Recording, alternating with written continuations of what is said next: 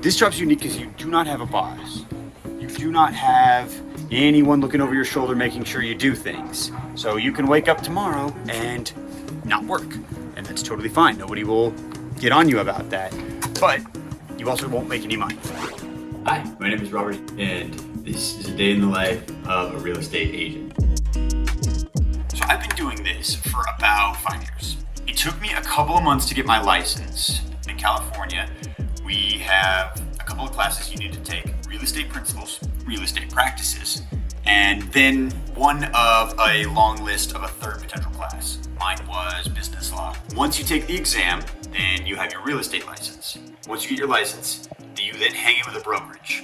Some of the bigger ones, Keller Williams, Sotheby's, Remax, Coldwell Banker, are great because they have big marketing departments, they have the name brand recognition, and they usually have a lot of staff on hand that can help you with a lot of things.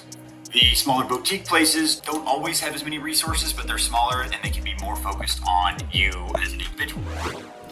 One of the things I like to do when I first wake up every morning is just sit down at the computer and go through all of the properties that have hit the market in the last day or so. I'm looking for two things. Things that would be important or potentially interesting for buyers that I'm working with right now. This is a couple that's actually looking for a second home, like an investment home. They would like something like this. It's a good price point, good area. This one's relatively fixed up too, and kind of has the finishes I'm already starting to know that they like. And familiarizing myself with what's going on out there, how things are going, what's selling, what's not selling, what just hit the market, and certain trends in certain areas. So now we are heading into the office. There are two very important things when communicating with clients.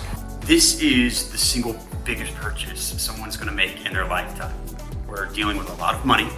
You need, as an agent, to be very, very empathetic and cognizant of your client's feelings, their emotions.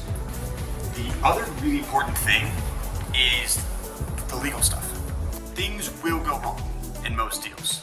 So you need to make sure that everything you're saying is 100% accurate and that you are double checking facts and making sure everything is clear. So empathy, legality, the two single biggest things to remember when communicating with clients.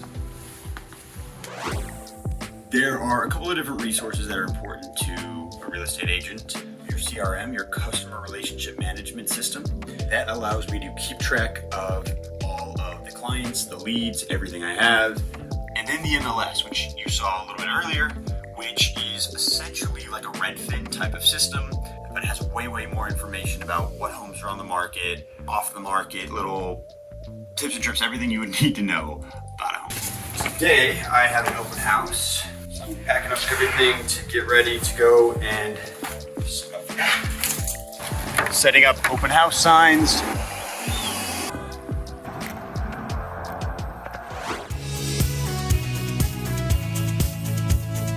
One of the first things I do when I get into an open house is go through, turn on all the lights, open up all the blinds, everything, making sure everything is as well lit as possible, as well as straightening up any beds, cleaning up any messes or anything like that that might look a little less than desirable and not help sell the house. Hi. Hey, how you doing? Hey, I'm Robert. Hey, Sean, good to meet you, man. So this is a 3-bedroom home. It was built about 5 years ago. Any thoughts? Man, I mean, it's a beautiful house.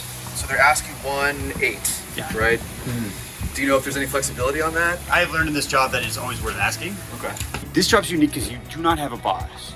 You do not have anyone looking over your shoulder making sure you do things. So you can wake up tomorrow and not work. And that's totally fine. Nobody will get on you about that. But you also won't make any money. So you really do have to be a self-starter.